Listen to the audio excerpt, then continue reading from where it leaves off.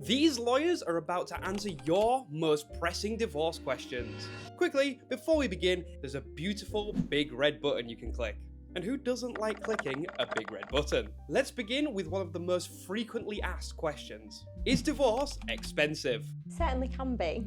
Depends if the parties agree or not. If they can't, it can be thousands of pounds. Obviously, you've got the two different aspects to it. So you've got the divorce side of it and you've got the financial side of it. So the divorce process itself is quite a straightforward process. So if you Google apply for divorce online, you can see the process, and then ultimately you can choose not to have representation and then just pay the court fee. The financial side of it is impossible to say really right from the start. How long is a piece of string? Exactly.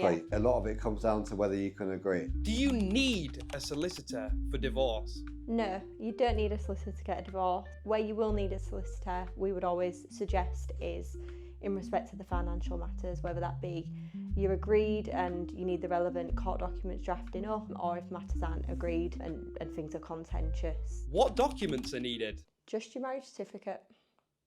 That's it. That's it. Have you ever had someone comically rip up the marriage certificate after? I've seen marriage certificates in quite interesting states, absolutely.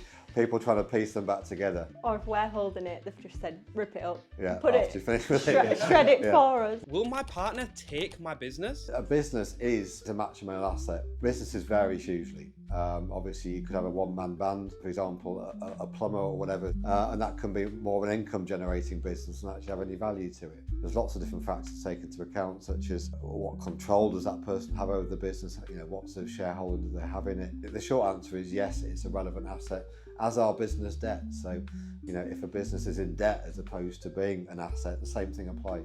And what if the business is sold after? What everyone's looking to achieve is what's called a clean break.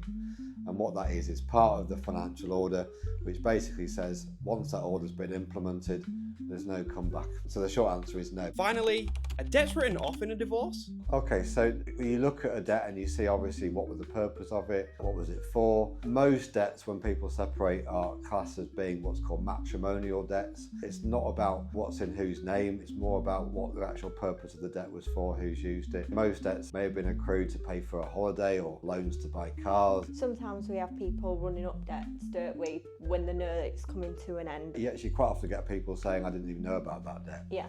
Whether they did or not, it's obviously, Yeah. it can be argued later down the line, but it's not unusual for someone to say, I had no idea they had that kind of debt.